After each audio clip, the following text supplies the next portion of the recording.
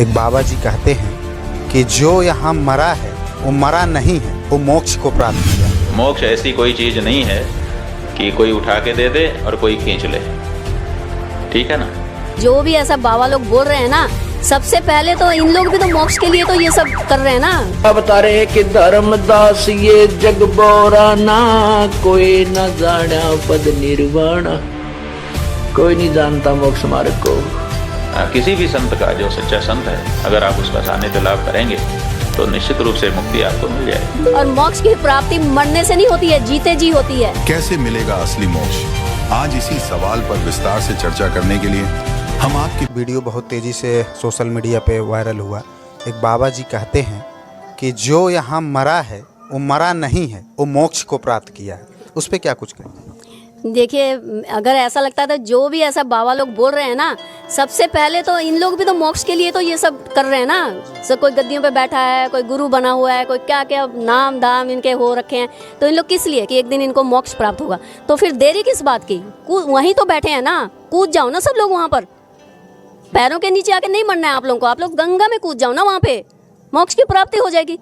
ऐसा कभी नहीं होता है, आम जनता को मैं बता दूं, ऐसा कभी नहीं होता है कि आप लोग कहीं ऐसी जगह पर मर गए तो आपको मोक्ष की प्राप्ति हुई। अगर आपको मोक्ष की प्राप्ति होनी है, आपके कर्मों से देखा जाएगा, आपने अच्छे कर्म करे हैं कि नहीं। अब आप कहोगे कि किसी ने आप सारी ज़िंदगी इतने पाप करे हैं तो वो ऐसे कहीं जाकर ऐसी जगह मर जाएगा तो उसको मोक्ष की प्राप्ति हो जाएगी, ऐसा नहीं होगा। आपने अगर कर्म अच्छे करे हैं तो आप अपने घर में भी मर रहे हो ना, तो आपको आपके घर में भी मोक्ष की प्राप्ति मिल जाएगी। उसके लिए आपको यहाँ वहाँ, ये काशी या वहाँ आके मरने की ज़रूरत नहीं है। सब भ्रांतियाँ फैला रखी है सबने, पागल बना रखा है सबको। ऐसे मोक्ष की प्राप्ति नहीं होती है कि पाप कर लो सारी ज़िंदगी, कर्म खराब कर लो और मोक्ष की प्राप्ति बढ़ने के लिए काशी आ जाओ या गंगा में जाके नहा लो, जाओ वहाँ पे जाके डुबकी होगा, मर जाओ तो मोक्ष की प्राप्ति हो जाएगी। ऐसे तो हर कोई सारी ज़िंदगी पाप करेगा और आके मर जाएगा, हाँ मोक्ष की प्राप्ति हो गई। और मोक्ष की प्राप्ति मरने से नहीं होती है, जीते जी होती है। मरने के बाद मोक्ष कुछ नहीं होता, जीते जी मोक्ष की प्राप्ति होती है। मोक्ष की प्राप्ति के बाद जिया जाता है। आपने एक बात कहा, अगर थोड़ा सा हमको याद आ गया, जो गुट की बात कही कि जो ये बाबा का बयान आता है कि मोक्ष की प्राप्ति हुई, सामने से एक बाबा का और पलटवार बयान आता है। तो शायद जो आप बता रही हैं दो गुटों में विभाजित हो गया है, ये शायद वो महाकुंभ में देखने को मिल रहा है। तो वही तो हम बता रहे हैं कि अब इन लोग सब लोग अपना अपना बोलेंगे ना। अब किसी की बात किसी के साथ मैच नहीं करेगी। अगर एक ही ज्ञान ही एक ही है तो इतने जनों को इतने तरह के ज्ञान बांटने की क्या जरूरत है? अब ये चीज़ें जब आप इसको डिफरेंस को समझिएगा, अब जब अलग एक टीम आएगी ना निकल के, अध्यात्म लोग जो आएंगे, जो सत्य को प्राप्त हो रहे हैं, उनकी सबकी एक बात होगी, उनमें आप कभी अलग अलग बात नहीं देखोगे। वो एक ग्रुप जब सबके सामने आएगा ना दुनिया के, उनकी एक बात होगी। उनकी बात ऐसे नहीं होगी कि वो मैं अलग बोल रही हूँ, सामने वाला अध्यात्म वाला अलग बोल रहा है, वो अलग, ऐसा नहीं होगा। उनकी एक बात होगी, उसको आप समझना कि ज्ञान क्या होता है। लेकिन इन लोग की अलग अलग बात कैसे, फिर इन लोग आपस में क्यों जुड़ रहे हैं? अगर इन लोग की बात ही मतलब एक है तो फिर तो एक ही बात होनी चाहिए ना। इन लोगों ने एक्चुअली में लास्ट पहले तो इन्होंने लड़ के मरना है। इनको इनकी जड़ काटनी पड़ेगी, इन्हीं से स्टार्ट होगा। हाँ, इन्हीं की जड़ काटनी। कल की अवतार ने सबसे पहले शुरू ही इनसे किया है।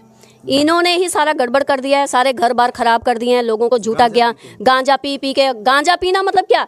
इन लोगों के लिए ज्ञान का मतलब शिव को प्राप्त कर लिया इन्होंने गांजा। अरे तुम लोग को होश भी है? शिव के बारे में तुम लोग जानते भी हो? कुछ पाया कि तुम लोगों ने जाना क्या? तुम लोगों को तो होश ही नहीं रहती है। तुम लोगों को कैसे पता है तुम लोगों ने शिव को पा लिया? तुम लोग तो नशे करके सारे, तुम लोगों को तो ये नहीं पता कि तुम्हारे शरीर में हो क्या रहा है। तुम लोग तो 24 घंटे गांजा ही थोड़ी, आजकल तो बाबा लोग शराब भी पी रहे हैं। आजकल तो बड़े बड़े महागौरी बने फिरे हैं, खप्पर रखे हुए हैं, उनमें शराब डाल के दिन में 10 बार भोग लगाते हैं खुद को, बाबाओं के नाम पर, भैरव के नाम पर। भैरव मतलब भैरव का है, फिर हम तो फिर भैरव को भी नहीं मानेंगे अगर भैरव जी दिन में 10 बार शराब पीते हैं भाई। फिर हम नहीं मानते ऐसे भगवान को, हम खुद बोल रहे हैं। अगर हम देखेंगे महादेव दिन में 10 बार शराब, हम नहीं मानते फिर ऐसे महादेव को। फिर आप कैसे, फिर आप में और आम जनता में क्या फ़र्क हुआ? अगर भगवानों को भी शराबी पीनी है, नॉनवेज खाना है, सब कुछ खाना है, फिर फ़र्क क्या हुआ? आप तो मंदिरों में बैठ कर मीट खा रहे हो, मंदिरों में बैठ कर आप लोग शराबें पी रहे हो। आप लोगों ने तो सारा शुद्ध, फिर आप लोग काहे के बाबे हुए, काहे के घोरी हुए, कहा कि आप नागा साधु हुए, क्या हुए फिर आप लोग? ये सब पखंड है, खाली भस्म मंगा के गेटअप बना कर बैठने से कुछ नहीं होता है। ये सब मार्केट बंद होनी चाहिए। ये कल की अवतार का मैं सब मैसेज सब तक पहुंचाना चाहती हूँ।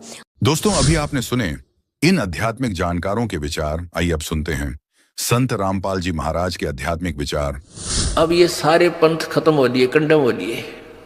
इन सभी पंथों की आज तक जितने भी पंथ थे सबके द्वारा लिखी हुई अनुभव की पुस्तकों को इस दास ने पढ़ा और वेदों के ज्ञाता जो समझे जाते थे उनके अनुभव की पुस्तकों को देखा, सब यूजलेस पाई। उनकी सीडी बना दी, उनके फोटोकॉपी बना दी, ऐसे प्रोजेक्टर में दिखा दिखा के पूरे समाज में भेज दी कि ये बताते थे। अब ये कह नहीं सकते कि हम ऐसा ज्ञान नहीं देते थे, क्योंकि उन्हीं की पुस्तक उन्हीं के द्वारा पढ़ दास ने बोलकर सुनाकर सबके सामने रख दी। अब ये सूख जाएंगे, खत्म हो जाएंगे, खत्म हो गए ये समझो, क्योंकि बुद्धिमान समाज है, इस ज्ञान को समझकर तुरंत समझ जाता है कि उन संत के पास कोई ज्ञान नहीं है।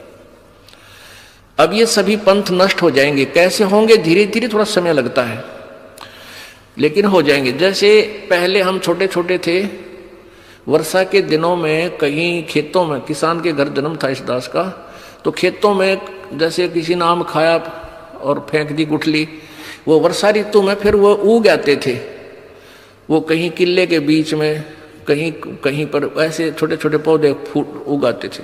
हम उनको वहाँ से निकाल कर और एक ऐसे स्थान पर लगाते थे जो फिर खेती करते समय डिस्टर्ब ना करें और पौधे भी बन जा, पेड़ भी बने। तो हम वहाँ से उखाड़ते थे ना, और किसी की नीचे से मिट्टी हट जाती थी, वो जड़, उसकी जड़ें दिख जाती थी, तो यूं कहा करते, तेरा पौधा कोई ना लागे सूखेगा, तेरे पौधे की जड़ राम ने देख ली, तेरे पौधे की जड़ राम ने देख ली, सूखेगा। और वो सूख जाता था, क्योंकि वहां से पाड़ के लांदे फिर दूसरे खेत में ले जाते, इतना वह माटी जिसके नहीं होती उतना वह पौधा ठीक नहीं, वो रहती नहीं उसके अंदर वह क्षमता, तो वहां लगाते तो वो सूख जाया करता, एक दिन 2 दिन 2 दिन हरा दिखता, फिर सूख जाता था।